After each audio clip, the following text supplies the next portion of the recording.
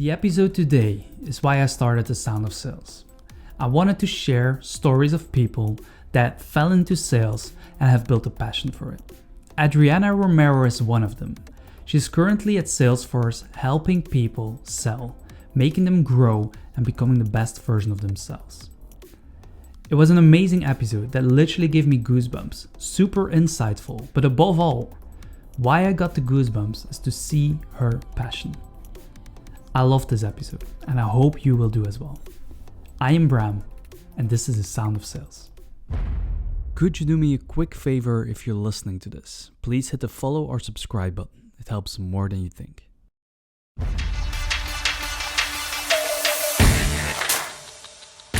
The sales floor has to change, not only for women, for everybody. Some cultures of sales floor, this is not the Wolf of Wall Street anymore. Cold calling is dead and the call is dead. No. It is not dead, it just evolved. You're just doing it differently. Whatever you're going to do, make sure that you make it count for people. For the people that don't know who you are, what would your family tell me if I would ask them what you do for a living?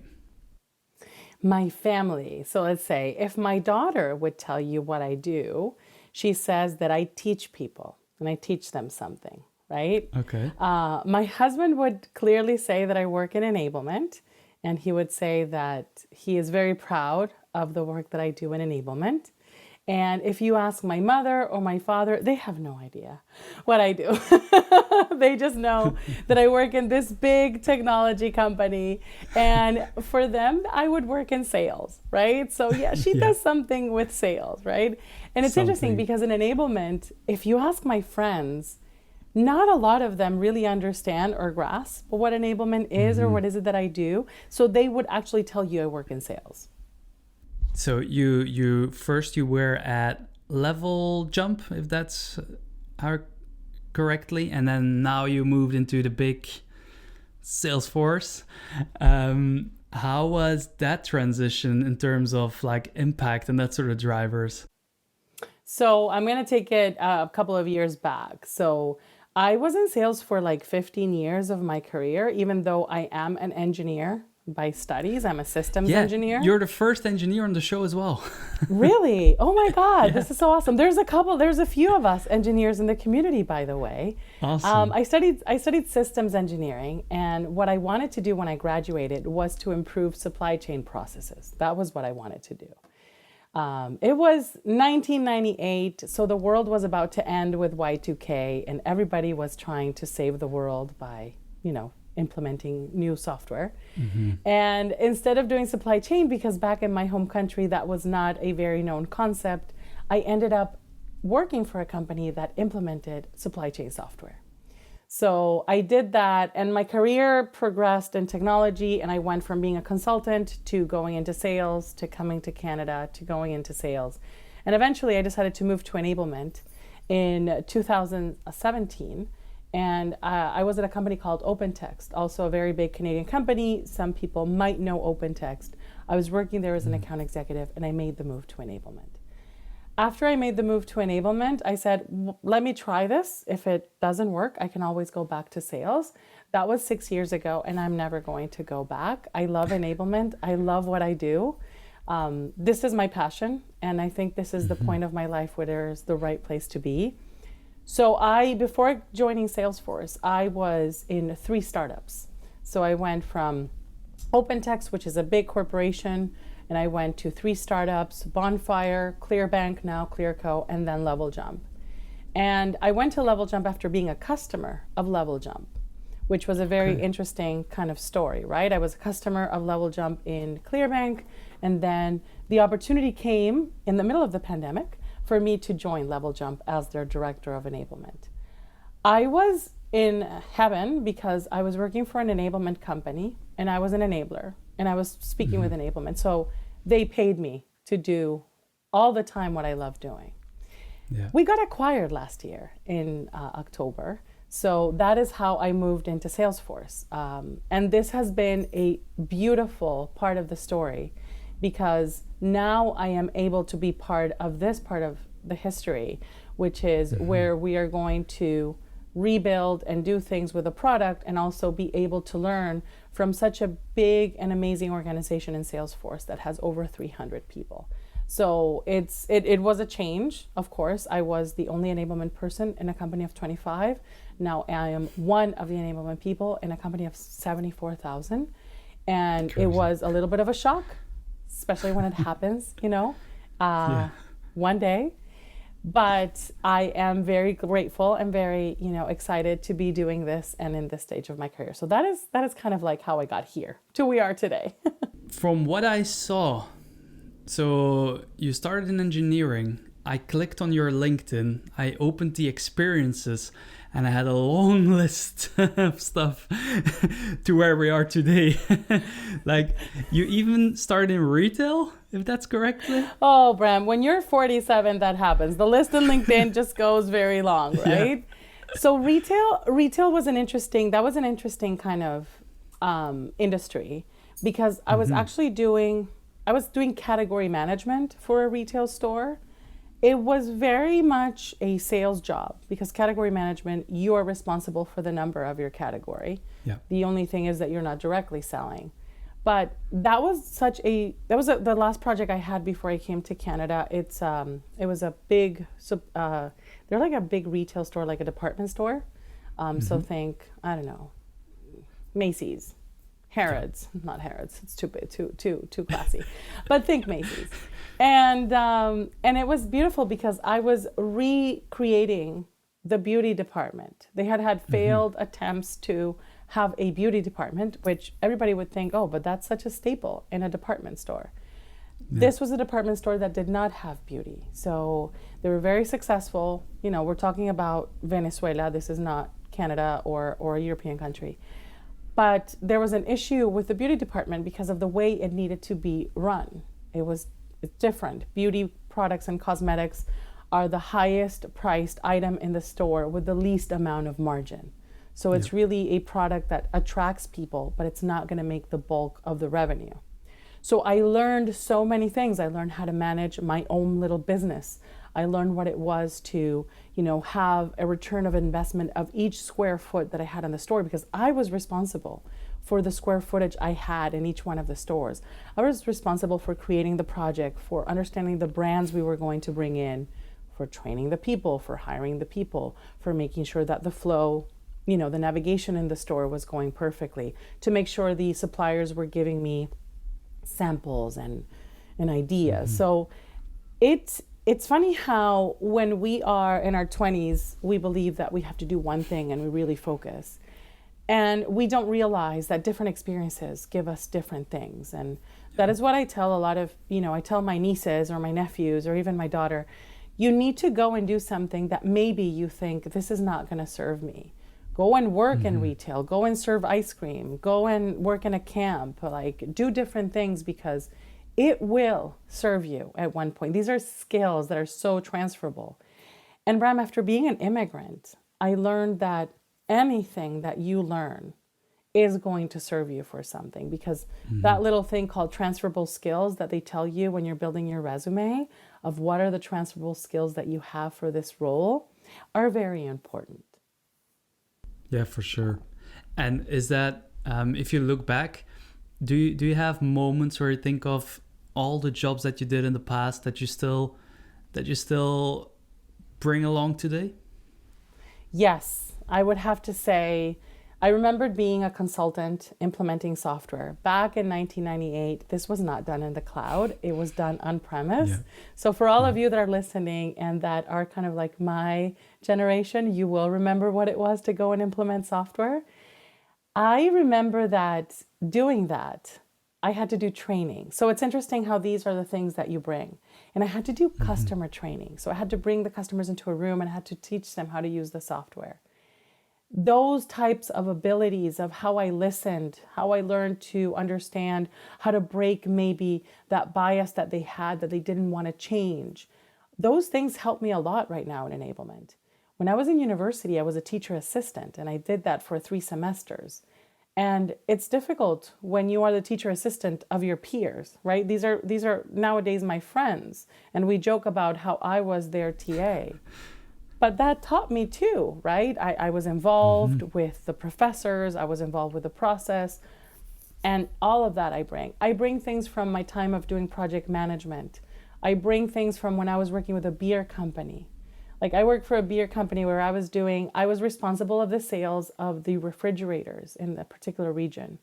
And I learned things like when you go into a liquor store in my home country or anywhere, you do not only follow the brand, you follow what is cold, priced, and available.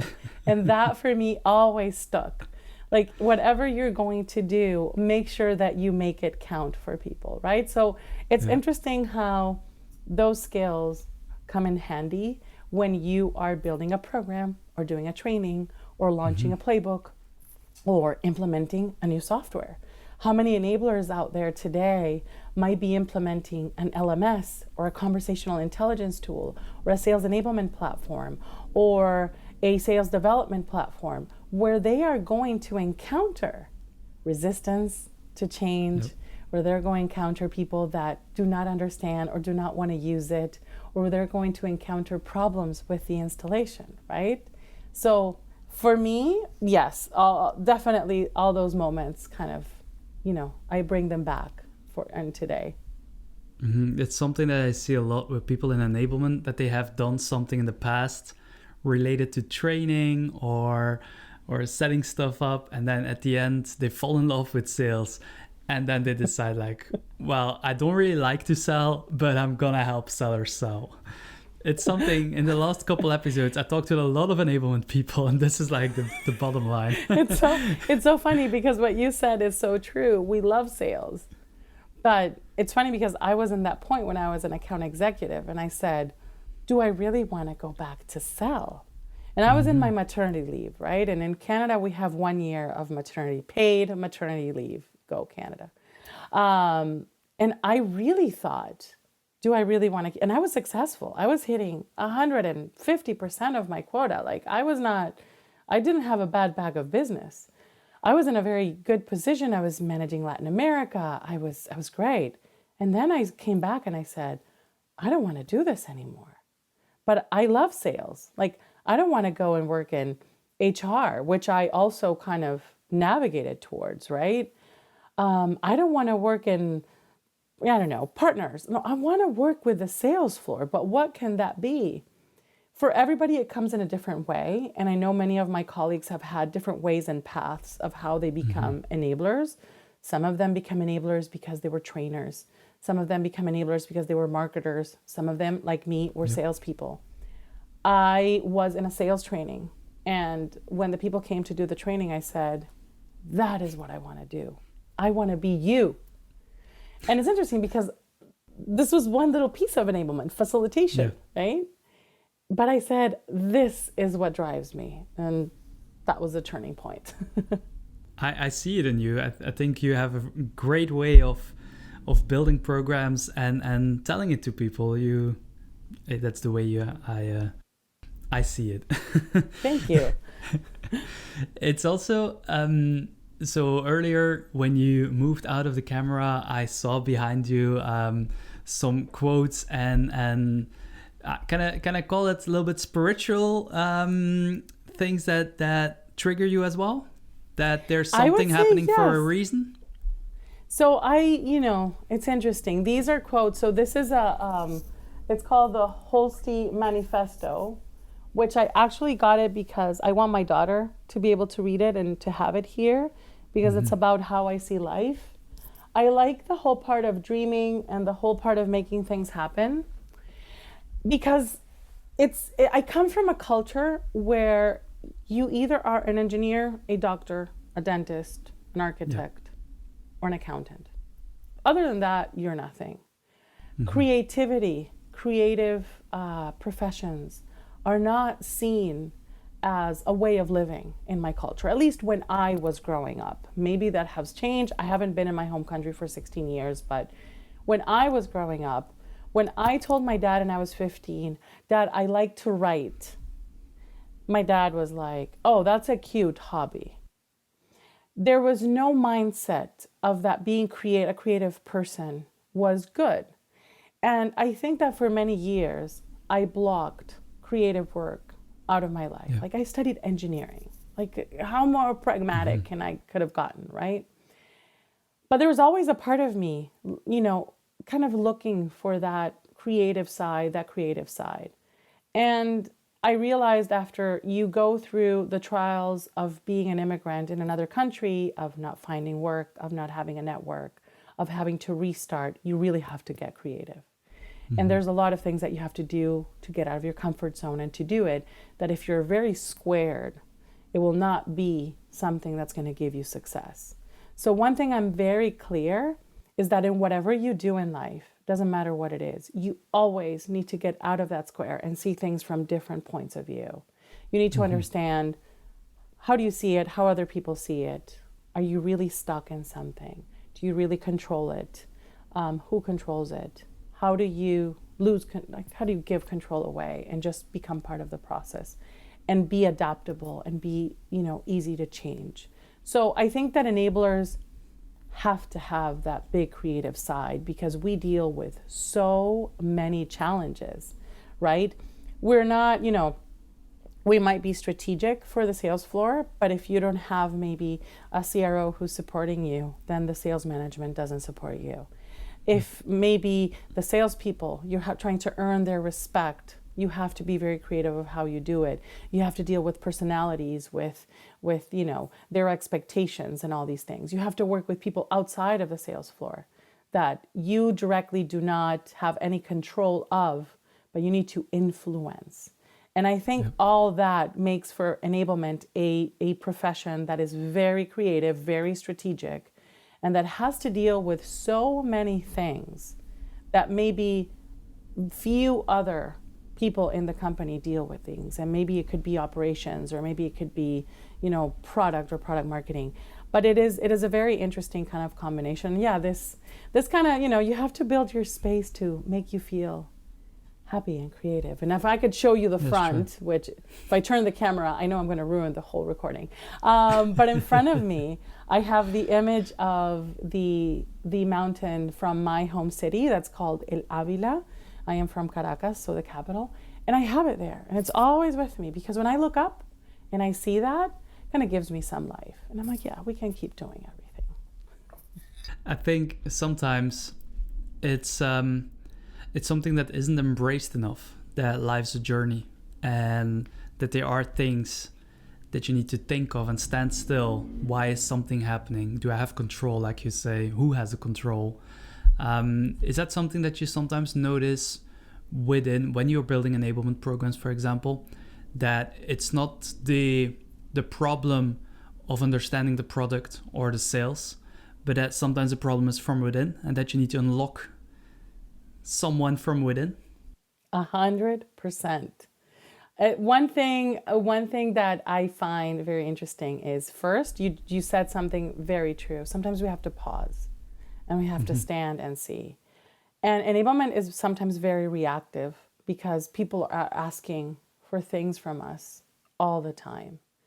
But one of the biggest advice I can give every person who's starting in enablement or who's feeling overwhelmed in enablement is learn how to say no or learn how to say wait.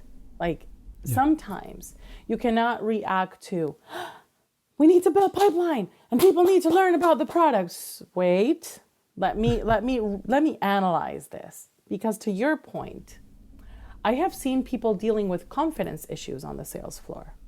And they know the product and they have the sales skills and they know the method, but their lack of confidence gets in the way of them doing a good job.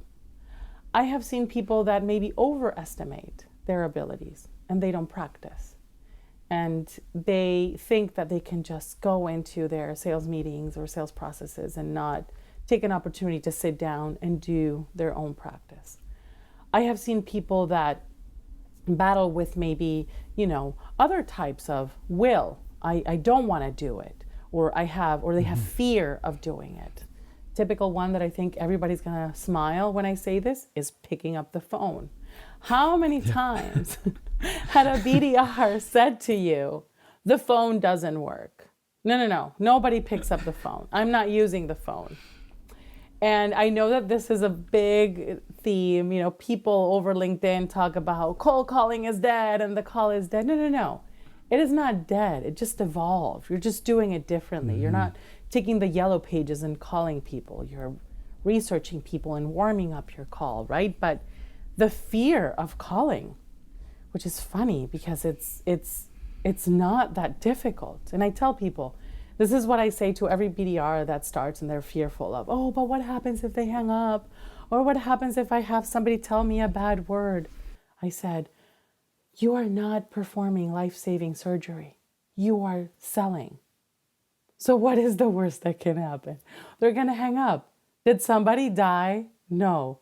Then what do? I call the next person. There you go. You got it. So it's about building these things, right?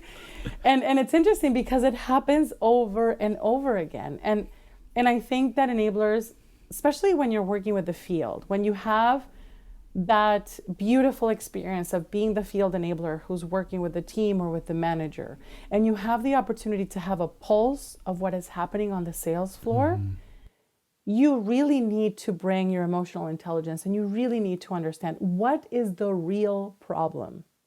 And sometimes we don't ask ourselves that question very much. Is the real problem that people do not understand what our solution solves? Or is it the real problem that they don't feel confident in talking with a CIO of a company about what their problem is? Completely different issues and completely different ways of helping them. Because you can throw all the training that you want at this individual. But if you don't go and help them with that confidence issue, that person most likely is going to fail. How do you find out about that? Do you actively train on people that there's an open culture and that they can talk about it? Or how do you keep your finger on the pulse? Like, it probably was easier when you have a team of 25 people that you need to enable. I think now it's something different in an organization of over 40,000. But what's your bottom line there? So this is one of the most important things. No matter if you're in a company where you have, and I at Clearbank, at one point I had close to 200 salespeople on the floor, and we were still a team of 3 people in enablement. So the ratio there was not very good. Even today, know your metrics. Know what success means to your sales floor. That is your starting point, because you start in saying, we need to have 4 times the pipeline to be able to hit our quota as a company.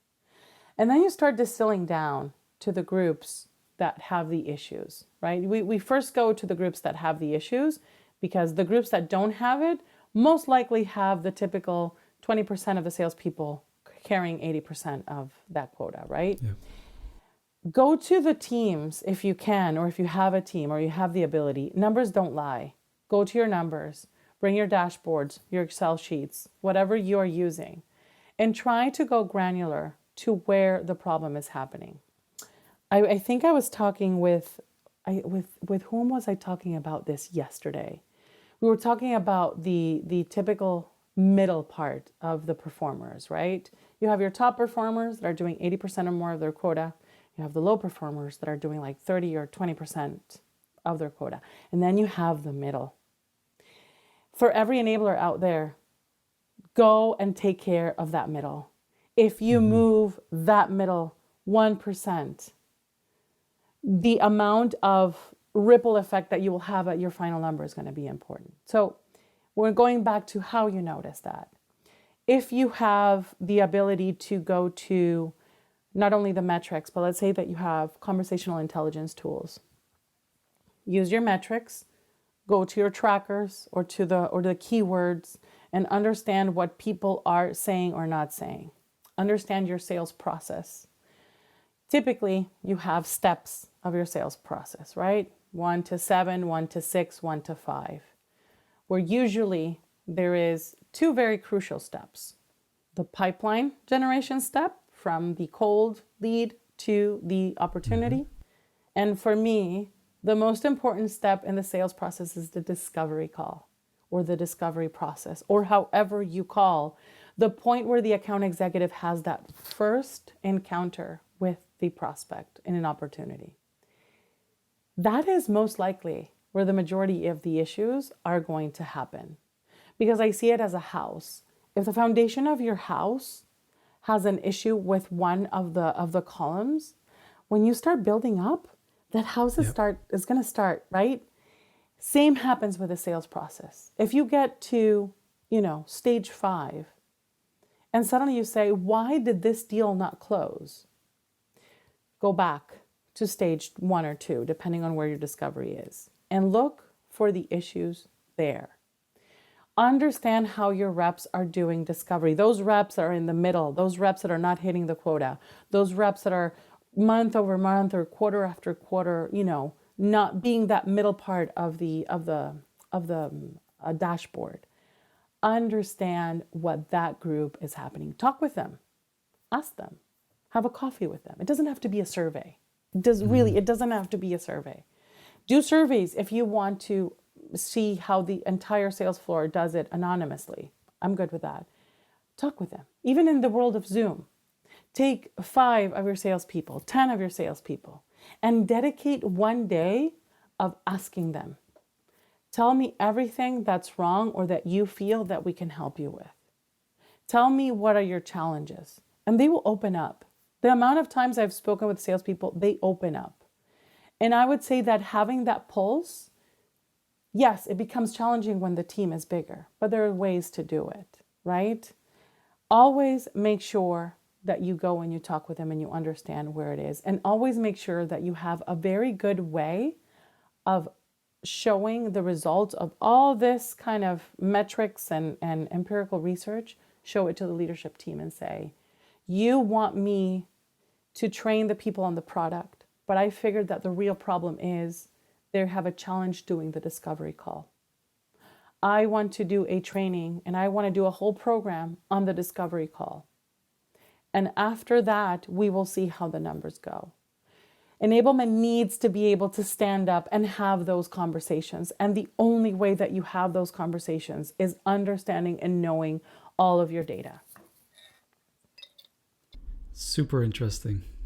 I feel parts of me are just thinking and like that was like it's an enablement indulgence on how to tackle things.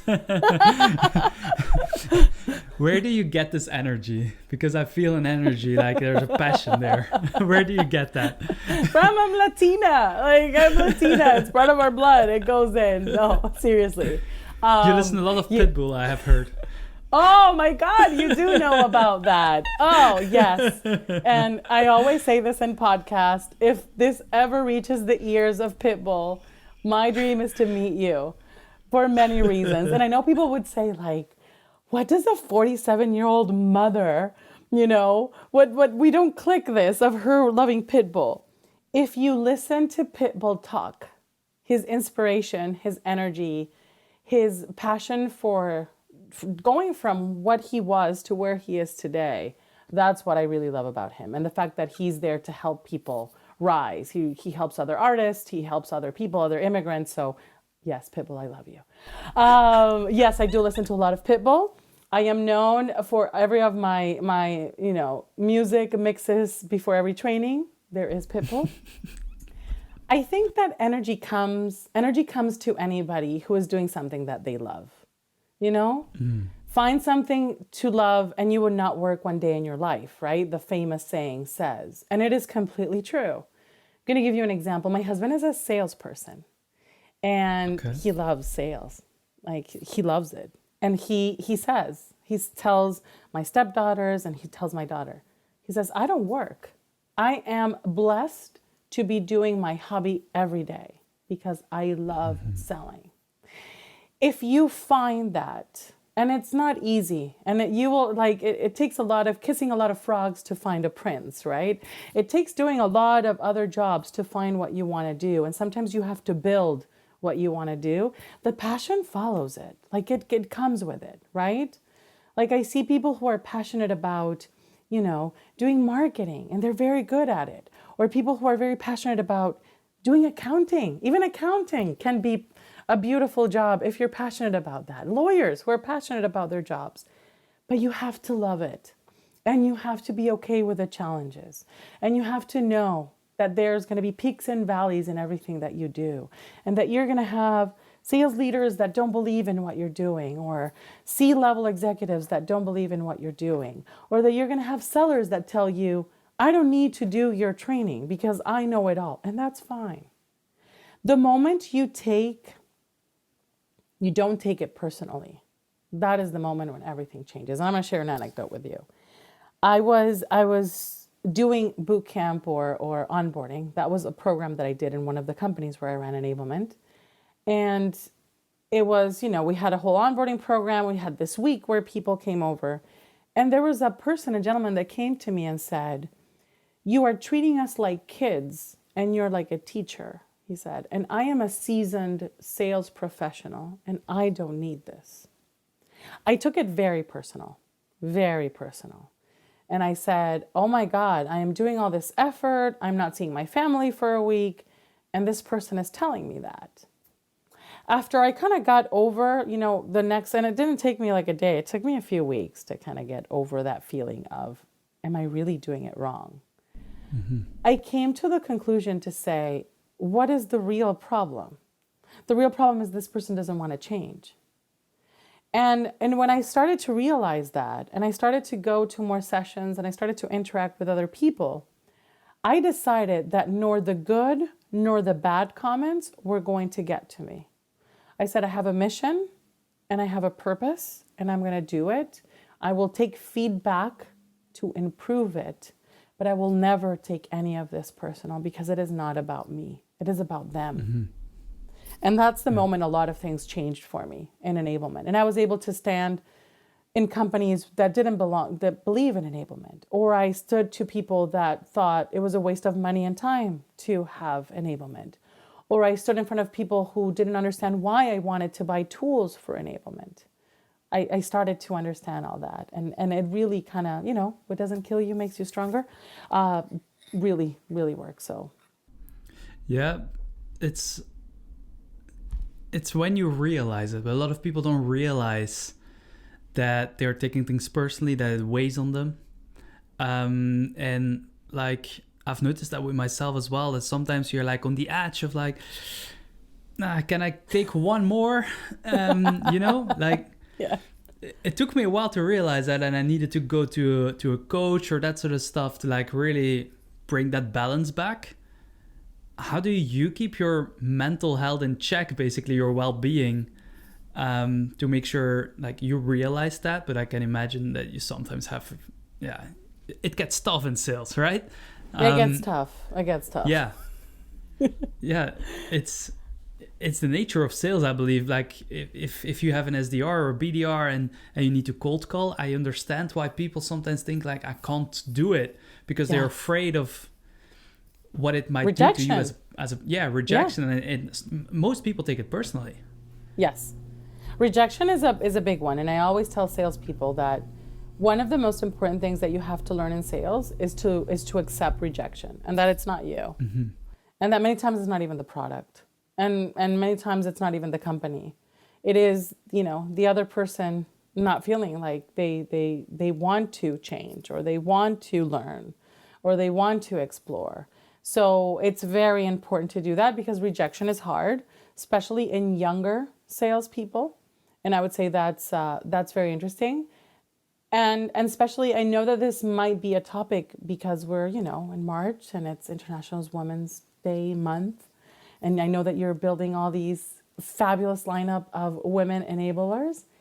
But I have to say that this could be one of the things that is difficult for women to be in sales, especially in the hunting role, right?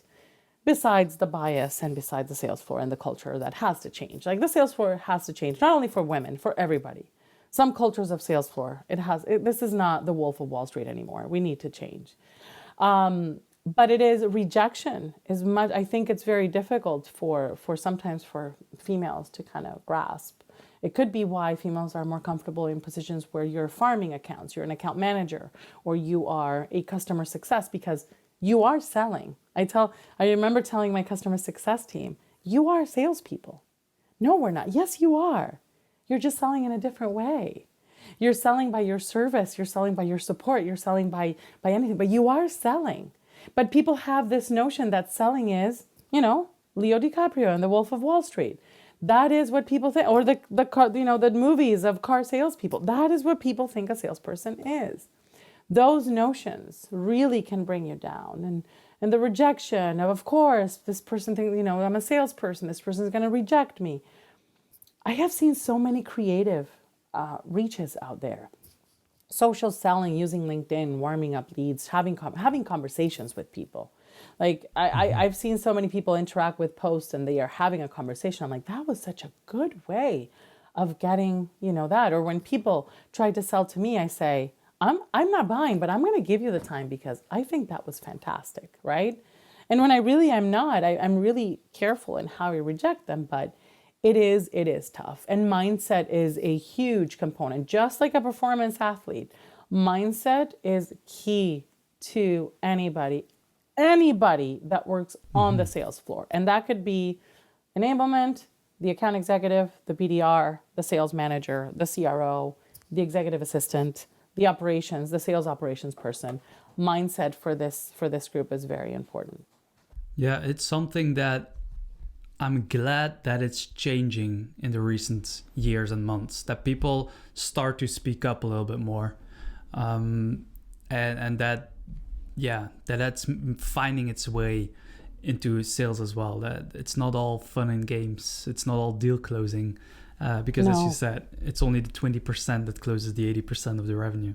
While the other 80 might feel like, am I good enough for this job? And do I find my thing?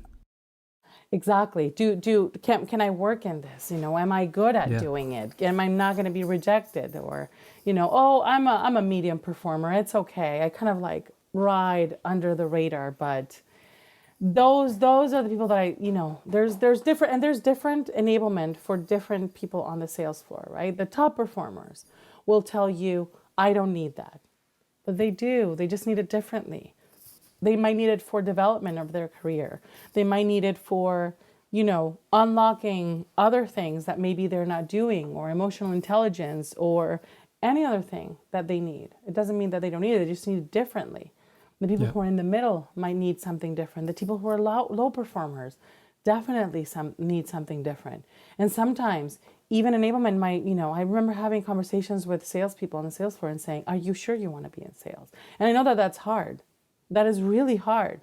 But I tell people, do you want to be in a job that you're miserable and you feel that you're not doing it and that goes into your mindset and it just like messes you up? Or do you want to do something where you can be very successful? And you can do many things related to sales that you can be very successful. So I think that having that ability to be open and having those conversations and becoming, as you said, the coach and listen and really listen to the people on your sales floor, it is very important. What advice would you give your 18-year-old self about where you are today? Wow. First, my 18-year-old self would have never guessed that I would be doing, and like that doesn't even exist, right? When I was 18, sales enablement, I don't think even existed. No. I was still in university, so I was very focused. I would say just be open to experiences, always. Mm-hmm. Don't shy away from any experience. Take that backpacking trip to Europe. I should have done that. That would have been a cool experience to have, back then. And it was just difficult, but it would have been good. And I think that would be what I would say. And to where I am today, I think I would have done nothing different. It's just like, just keep going, keep working. You will fail in some things. You'll be good in some things. I am a true believer that at the end, it will all kind of balance out. Mm-hmm. Yeah. The law of attraction. Whatever you put out there will come back in. You know what? I 100% believe, and some people, my mom always taught me this. Sometimes it's not exactly what you thought, right? It's not really, I wanted this in this way or in this person or in this geography or in this location. But maybe when you see it, you're like, oh, this is what I wanted. It's just a different way or a different color or a different location. But this is what I wanted, right, at the end. So that is very important to kind of understand. If you look at where you are today, it can be related to your work, or it can be something that you realized. Is what day or what moment do you consider being your hardest? I would say, difficult moments. Difficult moments was leaving home, for sure. So leaving my home country, and any immigrant who's listening would consider that a very pivotal point. Especially not only leaving, but then realizing that you have to rebuild all of that again. That's another moment where it kind of falls on you, that it's not that easy when you are alone in the winter. So that is very difficult. I would say professionally, there has been moments and leaders who have been tough, like a tough coach, tough but not mean, right? Tough but not disrespectful, that have really gotten me to understand that sometimes if I don't put all my effort and all my quality into things, things will not come out the way they should.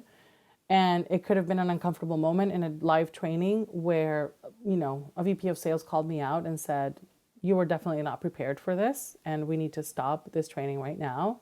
That was a very difficult moment. Or the moment when you realize, which I realized in a couple of places, people will not believe in enablement, and nothing you can do is going to make that change. And you have to make a decision of, then should I stay and fight this battle, or should I go, right? So those are definitely have been some of the moments. I'm sure there are many others. Do you think it's impacted by being a female that people give you a harder time as well sometimes? It could be. I truly believe yes. Especially, I think I felt that even more when I was a salesperson. When I was doing sales, I remember I go back, I was the only female of the sales floor. And it was hard. It was hard, and sometimes to get the resources, or to get the airtime, or, I was lucky. I think I had a great team, and sometimes it was not felt. But when I went outside of that team for any type of support, it was tough. And when I go back a little bit, back in my career, it was even worse when I was, 25, and I was working in a company, and I was in a country that's, the culture of a female in doing a corporate job was not the best. You definitely have more challenges of how to be respected, how to be taken seriously, how to be listened, and not to be, because of maybe how you look or anything. That is a very difficult bias to get over. Mm-hmm. Yeah, now you're older and you're more respectable. You have done your career, and you've shown I've made my mark on it. Whatever you say, this is how it's gonna be. But I can imagine indeed if you're young and you're the only female in a male sales force, that's I can't imagine it, but I can. Yeah, it is. And I remember being in Salesforce where, we really tried to hire more females, and we hired more females, and making sure that they felt always comfortable, that they always felt not disrespected. And when, the males of the team would do things because they were young and they didn't know, and sometimes people can make some comments that are not appropriate, to make sure that we said, that is not correct, you should not do this. And make sure the female felt that they had support with the leadership team, right? That is also very important to do that. And to understand as a female, because this also happens, that because you're tough as a female, and we know, and we've seen them, and there's many females out there that are very tough and they don't care or they don't feel it, it doesn't mean that because you don't feel it, other people will be the same. I think that as females, we have to be even more open to understand that different people have different experiences, especially other females. And that when they come to us and they say that something is uncomfortable for them, we have to listen and we have to help them and support them, because just because it's not uncomfortable for you and you can deal with it, it doesn't mean that the other female has to be the same as you. And I think that's a big mistake that some of us females do. And in leadership or in any position, we always have to understand that different people have different ways of reacting to situations. It's an important thing I think, for any leader to recognize that no matter the gender, that it's not because you think of a certain way that that it's going to Yes. be like that for another person. 100%. 100%. As a last question for you, Yes. I don't know any highways in Canada, so but imagine that I can give The you a 401, billboard. the 401. I'm gonna give it to you. Imagine the 401. Okay. So the 401 is a super nice highway, and there's a large billboard there. And I give you a call and say, Adriana, I have this billboard for you, and you can put anything on it that you want. What would you put on it? Oh, that's a good one. I've never had that question before. I like Nobody. it. Literally, No, this is nobody. like, Ram, what are you doing here doing podcasts? Go be marketer. Like, what are we doing? Like, yeah. What would I put in a billboard? I would really say, keep walking. I know that's a Johnny Walker kind of, theme, but I would put that, and not because I like whiskey, because I do. I would put that, or I would put something like, a negative can always become a positive. Yeah. Always. Get it. Yeah. Mhm. Even if it feels super heavy, think about it. Yeah. Oh, yeah. And even if you feel like I'm never getting out of this black hole, it will. It will happen. My mom always told me, give it time and it will get better. I never believed her when I was 20, but now I do. Adriana, I would like to thank you very much for this super interesting conversation. I had a lot of fun and a lot of learnings. I will listen back to this one and think, all right, I gotta write this all down. Thank you, Bram. I really appreciate that. Thank you so much for including me in this lineup of people that you've had this month. I respect and admire and love each one of these women. They are amazing, phenomenal people and enablers and professionals. And I'm really honored to be here. And thank you for giving me the opportunity to be on your podcast.